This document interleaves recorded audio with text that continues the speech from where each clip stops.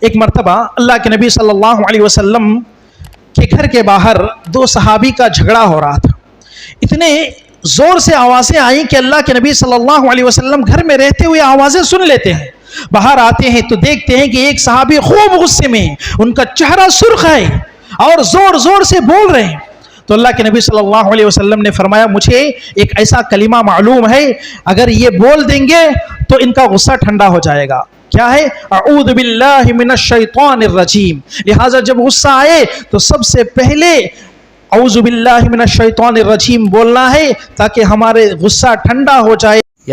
FG ہمارے اس channel کو like, share اور سبسکرائب کریں اور صدقے جاریہ کا مستحق بنیں. ہمارے نیو اپڈیٹس کے لیے بیل آئیکن دبانا نہ بھولیں. معدد حاضرین جمعہ، خواتین اسلام، ہر قسم کی تعریف و توصیف، کبریائی، بزرگی، بڑائی، سب کچھ اللہ کے لیے لائق و سزاوار ہے.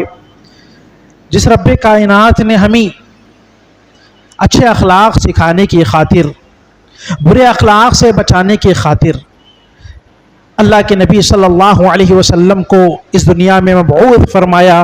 لاکھوں کروڑوں انگنت درود و سلام نازل ہو ہمارے آخری نبی محمد الرسول اللہ صلی اللہ علیہ وسلم پر. معزز حاضرین، اللہ رب العالمین انسان کی فطرت میں، انسان کی طبیعت میں بہت سارے جذبات، ایموشنز کو رکھا ہے. ہنسنا، رونا، خوشی، دکھ، غم، ایسے بہت سارے ایموشنز اور جذبات اللہ تعالیٰ انسان کی زندگی میں رکھا ہے. انہی احساسات میں سے، جذبات میں سے ایک جذبہ ہے غصہ.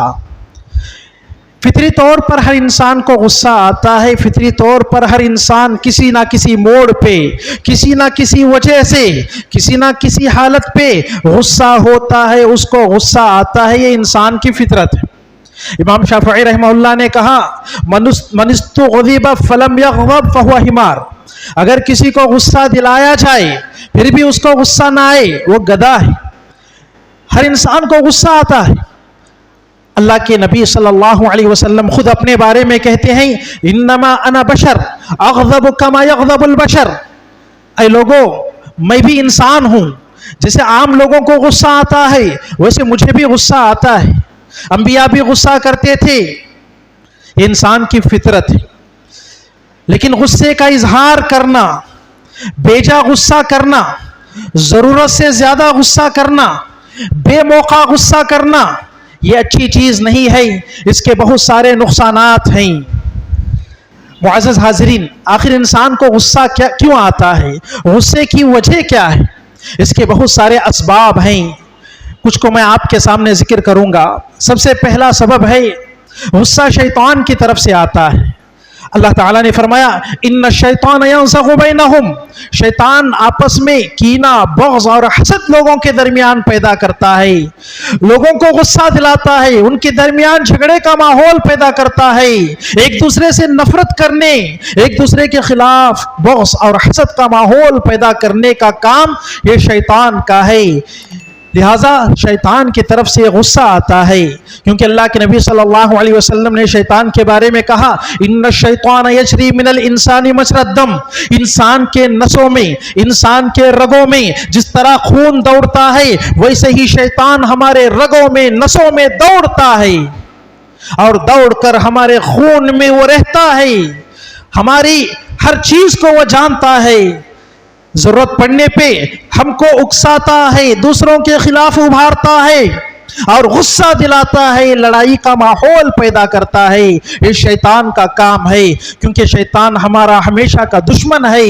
جب ہم جھگڑتے ہیں، جب ہمارے درمیان لڑائی ہوتی ہے، غصے کا ماحول بنتا ہے تو شیطان اپنے مقصد میں کامیاب ہوتا ہے اور اس کو خوشی محسوس ہوتی ہے.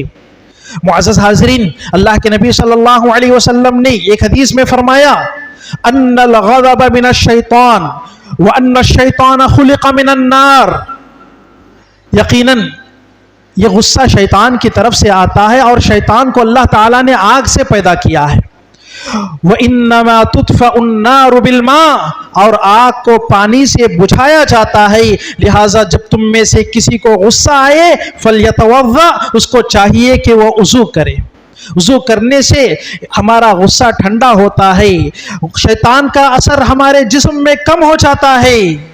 जैसा कि आप लोग जानते हैं कि हम लोग रोज़ाना नमाज पढ़ते हैं, दुआ इस्तिफ्ताह जब पढ़ते हैं, शुरू में जो दुआ पढ़ते हैं उसमें से एक जुमला यह है, अल्लाहुम्मा ग़सिल ख़ताया बिलमाई वस्सल्ज वल बरद, ऐ अल्लाह तू मेरे गुनाहों को, मेरे खताओं को पानी से, बर्फ से, ठंडे पानी से अल्लाह तू साफ कर। आपको मालूम है कि इंसान के कपड़े जब मैले हो जाते हैं या इंसान का जिस्म जब मैला हो जाता है तो उसको साफ करने के लिए इंसान गर्म पानी इस्तेमाल करता है, क्योंकि जल्दी गर्म पानी से सफाई होती है। लेकिन यहां पर देखो हम दुआ क्या कर रहे हैं, अल्लाह तू हमारे खताओं को, गुनाहों को ठंडे पानी से और बर्फ से धुल दे, बर्फ से साफ कर दे। क्योंकि इब्नुल क़य्यिम रहमहुल्लाह इसकी वजह ये बताते हैं कि ये जो गुनाह होते हैं वो शैतान की तरफ से होते हैं और शैतान को आग से पैदा किया गया है। और जब इंसान ठंडा पानी से इस्तेमाल करेगा या ये कहेगा अल्लाह तू मेरे गुनाहों को ठंडे पानी से धो, तो इससे शैतान का असर कम होगा। इसीलिए देखो वज़ू करना है जब गुस्सा आए, ताकि शैतान का असर कम हो। और इसी तरह दूसरी वजह यह है कि मजलूमियत, जब इंसान मजलूम हो जाता है, उस पर हद से ज्यादा जुल्म बढ़ जाता है किसी का, या उसको सताया जाता है, परेशान किया जाता है, तो उसको गुस्सा आता है। ऐसे वक्त में उसका गुस्सा करना सही होता है, बचा होता है। फिर भी अगर कोई गुस्से को काबू में रखकर इंतकाम ना ले तो ये बेहतर है, ये अच्छा है। क्योंकि अल्लाह के नबी सल्लल्लाहु अलैहि वसल्लम के बारे में आता है कि अल्लाह के नबी सल्लल्लाहु अलैहि वसल्लम अपनी जात के लिए, अपने लिए कभी किसी से बदला नहीं लेते, अपनी जात के लिए कभी किसी से आप सल्लल्लाहु अलैहि वसल्लम इंतकाम नहीं लेते थे, बल्कि अल्लाह के नबी सब्र करते और सब्र करते हुए दूसरे को इंतकाम लेने को अल्लाह के नबी तर्क कर दे, छोड़ देते। तीसरी वजह है बदअखलाकी का माहौल। जब इंसान किसी के साथ हद से ज्यादा मजाक करता है, हंसी मजाक बढ़ जाती है, बेजा हंसी मजाक का माहौल बन जाता है, बदअखलाकी से लोग पेश आते हैं। जैसा कि आज के माहौल में बाज नौजवानों को देखा गया कि वो गाली देते हैं, फहश बातें करते हैं, दूसरों को हद से ज्यादा छेड़ते हैं, हंसी मजाक का हद से ज्यादा माहौल पैदा करते हैं, जिससे दूसरों को गुस्सा आता है और जो आदमी मजलूम होता है वो गुस्सा होता है। यहाँ पर हमें ये बात याद रखना चाहिए कि इस्लामी शरीयत हमें मजाक की इजाज़त देती है। थोड़ा बहुत मजाक हो तो ठीक है, लेकिन ज़रूरत से ज़्यादा मजाक, दूसरों का मजाक उड़ाना और बेजा मजाक करना और गाली गलौज करना और फहश किस्म की बातें करना ये गलत है। क्योंकि अल्लाह के नबी सल्लल्लाहु अलैहि वसल्लम ने फरमाया, अल मुमिनु इज़्ज़ुन करीम वल फाजिरु खिब्बुन लईम। एक जो मोमिन होता है वो इज्जत वाला, शरीफ आदमी होता है, उसके अंदर शराफत होती है, अच्छाई होती है, अच्छे अखलाक होते हैं। जो फाजिर होता है, फासिक गुनहगार होता है, वो कमीना किस्म का और फहश आदमी होता है, जो लोगों के साथ फहश अंदाज में छेड़छाड़ करता है। ये फासिक और फाजिर और गुनहगार की अलामत होती है। लिहाजा हमें इस किस्म के मजाक से या फहश बातों को करने से बचना चाहिए। और इसी तरह गुस्से की एक और वजह यह है कि इंसान के दिल में जब तकब्बुर आ जाता है, इंसान के अंदर जब गुरूर और तकब्बुर पैदा हो जाता है, अब वो समझता है कि सामने वाला मेरे सामने कमज़ोर है, सामने वाला मेरे मातहत है और सामने वाला मुझे कुछ भी नहीं कर सकता, तो तब वो गुस्से का इजहार करता है, बार बार गुस्सा करता है, क्योंकि उसको मालूम है कि वो गुस्सा नहीं करेगा, वो कमज़ोर है, वो आपके मातहत है। जैसा कि एक शोहर बीवी पे गुस्सा करता है क्योंकि वो उसके मातहत होती है और उसका जवाब नहीं देती। कभी कभी बीवी शोहर पे गुस्सा करती है, क्यों? क्योंकि वो खामोश रहता है, कुछ नहीं बोलता। कभी एक बाप अपने बच्चों पे हद से ज्यादा गुस्सा करता है, कभी एक दुकान का मालिक अपने मातहत लोगों पे जरूरत से ज्यादा गुस्सा करते हैं। ये जो तकब्बुर है वो जब इंसान के दिल में आता है तो इंसान गुस्सा करने लगता है। अल्लाह के नबी सल्लल्लाहु अलैहि वसल्लम ने जबकि कहा, ला यदखुलुल जन्नत मन काना फी क़ल्बिही मिस्क़ालु हब्बतिन मिन खरदल, अगर किसी आदमी के दिल में राई के दाने के बराबर भी तकब्बुर हो तो वो जन्नत में नहीं जा सकता। तो फिर इंसान को तकब्बुर क्यों करे? इंसान तकब्बुर क्यों करे? गुस्से का इजहार क्यों करे? देखिए यहाँ पर एक बात हमें याद रखना चाहिए کہ ہم دوسروں پر غصہ کرتے ہیں، لیکن اگر اللہ تعالیٰ کا ہم پر غصہ آ جائے، اللہ ہم پر غصہ ہو تو کیا حال ہوگا، ہمارا انجام کیا ہوگا، یہ ہم نہیں سمجھتے۔ کیونکہ ایک صحابی اللہ کے نبی صلی اللہ علیہ وسلم کے پاس آتے ہیں، کہتے ہیں اے اللہ کے نبی مجھے کوئی ایسا کام بتا دو جس سے میں اللہ کے غصے سے، اللہ کے غضب سے بچ سکوں، اللہ کے غضب سے محفوظ رہ سکوں۔ تو اللہ کے نبی صلی اللہ علیہ وسلم نے کہا تم بھی دوسروں پہ غصہ نہ کرو، اگر تم دوسروں پہ غصہ نہیں کرو گے تو اللہ تعالیٰ کے غصے سے محفوظ رہ سکو گے، اللہ کا غصہ تم پر نہیں ہوگا۔ ہم لوگ روزانہ سورہ فاتحہ میں کیا پڑھتے ہیں؟ غیر المغضوب علیہم ولا الضالین، اللہ تو ان لوگوں کے جیسا ہمیں نہ بنا جن پر تیرا غصہ، تیرا غضب ہوا ہے اور جو گمراہ ہیں، اور مغضوب علیہم سے مراد یہودی ہیں جن پر اللہ کا غصہ نازل ہوا۔ اور آپ جانتے ہیں کہ یہودیوں کا حال تاریخ میں کیسے ہوا، اللہ تعالیٰ نے ان کو کیسے کیسے عذابوں میں اللہ تعالیٰ نے ان کو مبتلا کیا، آپ لوگ اچھی طرح سے جانتے ہیں۔ لہٰذا ہم چاہتے ہیں کہ ہم اللہ کے غصے سے بچیں تو ہم دوسروں پر غصہ نہ کریں، دوسروں پر غصہ کرنے سے اپنے آپ کو بچائے رکھیں۔ اور اسی طرح غصے کی ایک وجہ یہ ہے کہ آج کے ماحول میں ذہنی تناؤ، ذہنی ٹینشن اور مصروفیتیں، مادیت پرستی، خود غرضی ایسی آ چکی ہے کہ انسان اتنا مصروف ہو گیا ہے، اتنا مصروف ہو گیا ہے کہ کام کے دباؤ پہ، تجارت کے دباؤ پہ یا باہر کے ٹینشنوں کی وجہ سے انسان کو بے چینی اور ذہنی تناؤ کا ماحول اور ٹینشن کا ماحول پیدا ہو گیا ہے، اور جس کی وجہ سے وہ چھوٹی چھوٹی بات پہ غصہ کرتا ہے، چھوٹی چھوٹی بات پہ چڑچڑاہٹ کا اظہار کرتا ہے۔ جب دیکھتا ہے کہ بچے کچھ کر رہے ہیں تو جلد غصہ آتا ہے، اس کو مارتا ہے اور چڑچڑاپن کا اظہار گھر میں کرتا ہے۔ اور اسی طرح ایک عورت جب گھر کے کام سے اکتا جاتی ہے، تھک جاتی ہے اور اس میں مصروف رہتی ہے اور چھوٹے چھوٹے کاموں پہ، بچوں پہ غصہ کرتی ہے، شوہر پہ غصہ کرتی ہے، لڑائی جھگڑے کا ماحول ہوتا ہے۔ ذہنی ٹینشن، ذہنی تناؤ آج کے دور میں یہ ہر ایک کا پرابلم ہے، ہر ایک کا مسئلہ بن چکا ہے، جس کی وجہ سے لوگ بہت زیادہ غصہ کر رہے ہیں۔ اور جس کا نتیجہ کیا ہو رہا ہے؟ دیکھو غصے کے نقصانات صرف دوسروں تک نہیں رہتے، غصے کے نقصانات سب سے پہلے ہمارے اوپر ہوتے ہیں۔ انسان بیمار ہو جاتا ہے، بلڈ پریشر بڑھ جاتا ہے، انسان کے دل و دماغ پہ اس کا اثر ہوتا ہے، ہارٹ اٹیک کے مسئلے، دل کی بیماری کے مسئلے اور فالج اور لقوے کے مسئلے۔ آپ جانتے ہیں کہ اس کا بنیادی وجہ ٹینشن ہے اور غصہ ہے۔ اور اسی طرح دوسروں کو بھی نقصان پہنچاتا ہے انسان، کہ طلاق اور خلاق کے حالات پیدا ہو جاتے ہیں، طلاق دینے پہ انسان مجبور ہو جاتا ہے، کبھی لڑائی اور جھگڑا اور غصے کا ماحول زیادہ ہوتا ہے تو قتل و قتال تک بھی بات پہنچ جاتی ہے، مار پیٹ تک بھی بات پہنچ جاتی ہے۔ اس طرح سے غصے کے اتنے سارے نقصانات ہیں کہ جس کا ہم اندازہ نہیں کر سکتے، جس کا ہم اندازہ نہیں لگا سکتے۔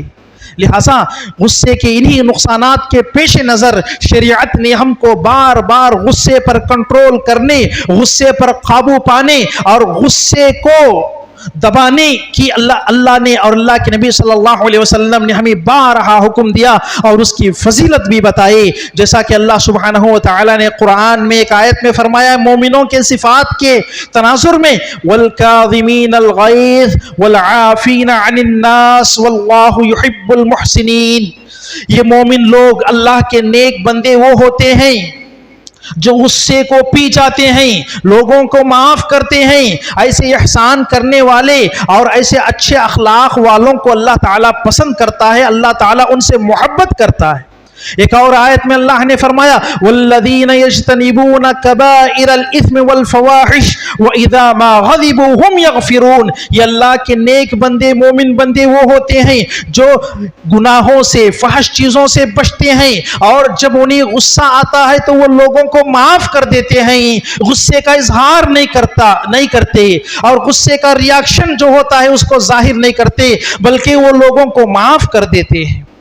اور اسی طرح اللہ کے نبی صلی اللہ علیہ وسلم نے فرمایا لیس الشدید بالسرعہ انما الشدید الذی یملک نفسہ عند الغضب، جیسا کہ ہم لوگ کیا سمجھتے ہیں کہ جو غصے کا اظہار کرتا ہے، غصے کا جو ریاکشن ہوتا ہے وہ دوسرے پر اتارتا ہے، اس کو گالی دے، اس کو مارے، اس کو برا بھلا کہے، اس پر ظلم کرے، تو سمجھتا ہے کہ وہ طاقتور اور بہادر اور پہلوان ہے، جبکہ پیارے نبی صلی اللہ علیہ وسلم نے کہا حقیقی معنوں میں بہادر وہ نہیں ہے جو دوسروں کو پچھاڑ دے، دوسروں پر غالب آ جائے، بلکہ حقیقی معنوں میں بہادر اور پہلوان اور طاقتور اور ہمت والا آدمی وہ ہے جو غصے کو قابو میں رکھتا ہے۔ کوئی غصہ دلا دے، مارنے کے لیے ہاتھ ہر کوئی اٹھا سکتا ہے، گالی ہر کوئی دے سکتا ہے، لیکن حقیقی معنوں میں بہادر اور شجاع اور دلیر آدمی وہ ہوتا ہے جو غصے کو کنٹرول کرتا ہے، غصے کو قابو میں رکھتا ہے، اور غصے کا جو ریاکشن ہوتا ہے وہ دوسروں پر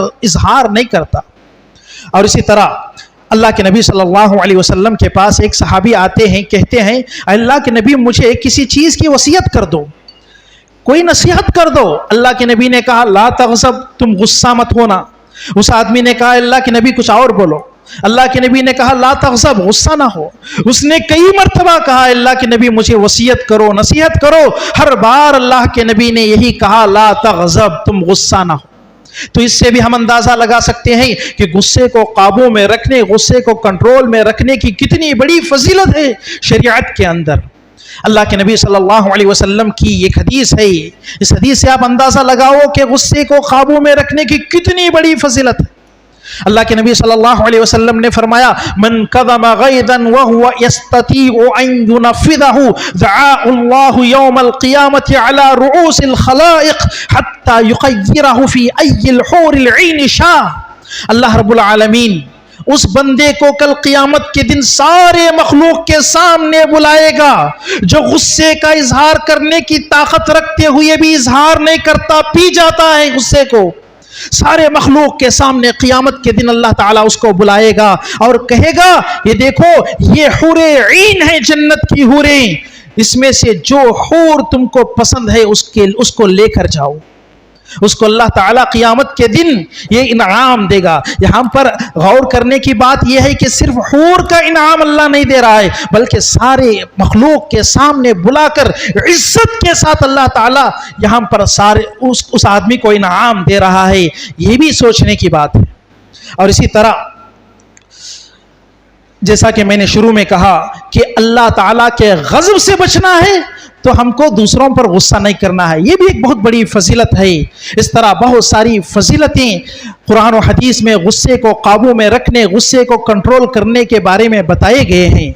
لہٰذا ان فضیلتوں کو ان فضیلتوں کو ہم اپنے نگاہوں کے سامنے رکھتے ہوئے، اپنے ذہنوں میں رکھتے ہوئے، غصہ جب آئے تو اس کو پی جانے کی، اس کو کنٹرول کرنے کی ہر ممکن کوشش کرنی چاہیے۔ اور اسی طرح اب کسی انسان کو غصہ آ جائے تو کیا کرے، اس کا علاج کیا ہے؟ سب سے پہلا علاج یہ ہے کہ انسان اعوذ باللہ من الشیطان الرجیم پڑھے، کیونکہ شروع میں نے بتایا کہ غصہ شیطان کی طرف سے آتا ہے۔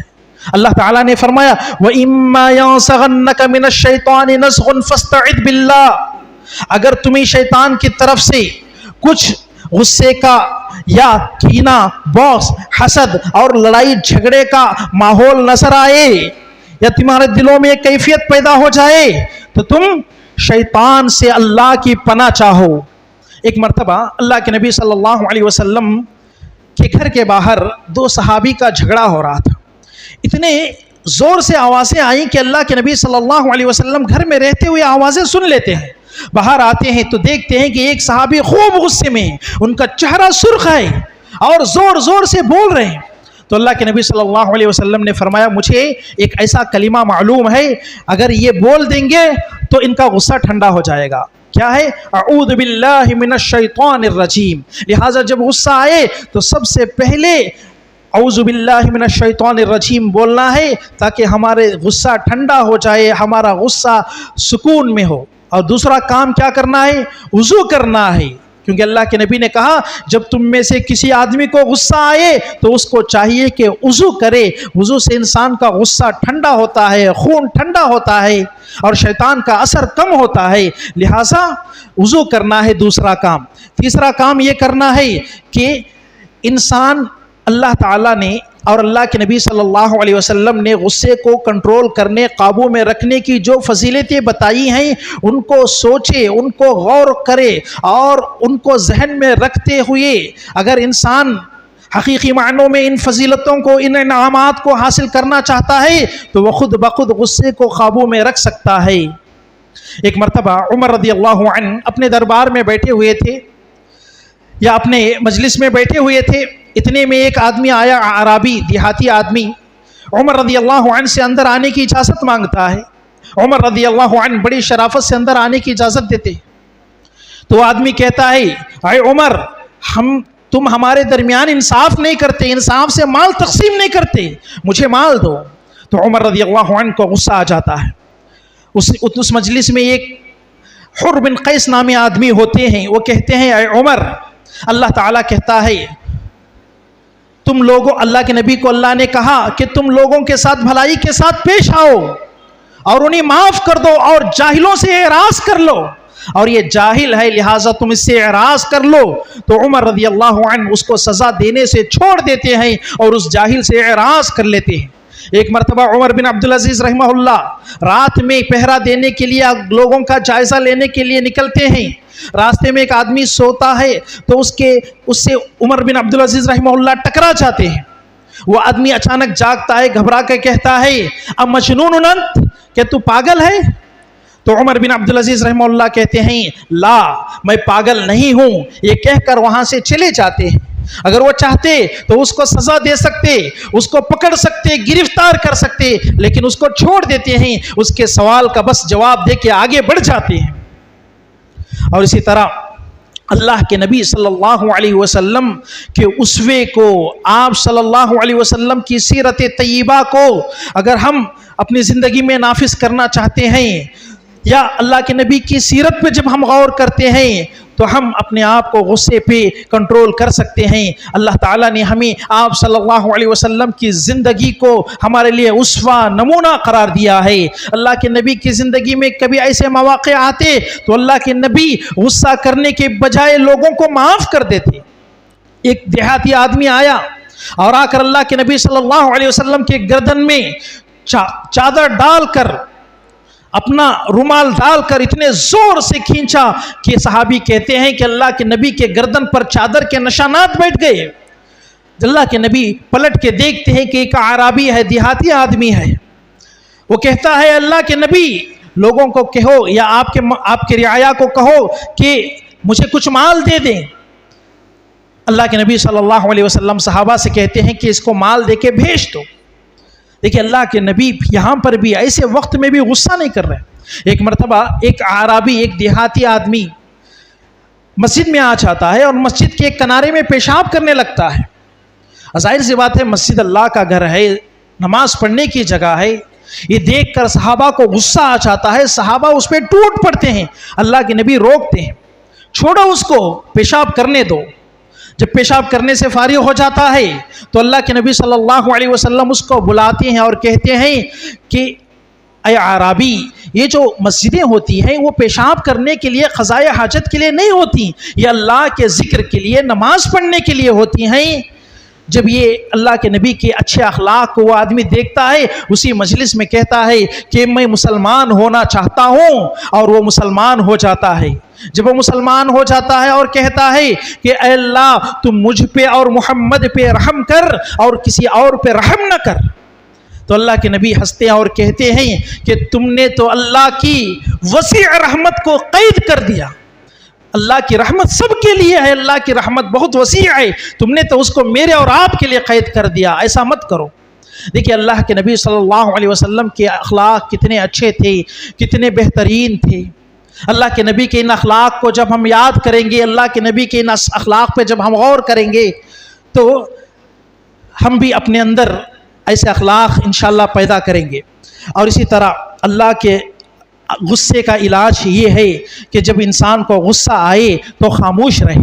اللہ کے نبی صلی اللہ علیہ وسلم نے فرمایا، اذا غضب احدکم فلیسکت، جب تم میں سے کسی کو غصہ آئے تو خاموش رہے، کیونکہ جب زبان لمبی ہو جائے، بات بڑھ جائے، اور ایک دوسرے پہ بات زیادہ ہو جائے تو وہیں پر اور زیادہ مسئلے پیدا ہوتے ہیں، لڑائی جھگڑے اور قتل و غارت گیری اور اس کے علاوہ بہت سارے مسائل یہاں پر پیدا ہوتے ہیں، جنم لیتے ہیں۔ اس لیے شریعت ہمیں کہتی ہے کہ خاموش رہنا ہے، اور اسی طرح سکون سے رہے اور جس حالت میں ہو اس حالت کو بدلے۔ اللہ کے نبی صلی اللہ علیہ وسلم نے فرمایا اذا غضب احدكم وهو قائم فليجلس فان ذهب عنه الغضب والا فليسترجع۔ اے لوگو، اگر تم میں سے کسی کو غصہ آئے، اگر وہ کھڑا رہے تو بیٹھ جائے، اگر بیٹھ گیا تو غصہ دور ہو گیا تو ٹھیک ہے، تب بھی غصہ نہ دور ہو تو اس کو چاہیے کہ وہ لیٹ جائے۔ اس طرح سے انسان کا غصہ دور ہو جائے گا، انسان کا غصہ انسان ختم کر سکتا ہے۔ بہرحال غصہ ایک مذموم خصلت ہے، ایک بری صفت ہے، اس سے انسان کو بچنا چاہیے۔ لیکن ایک بات یہ بھی یاد رکھیں، ضرورت پڑنے پر غصہ کرنا چاہیے۔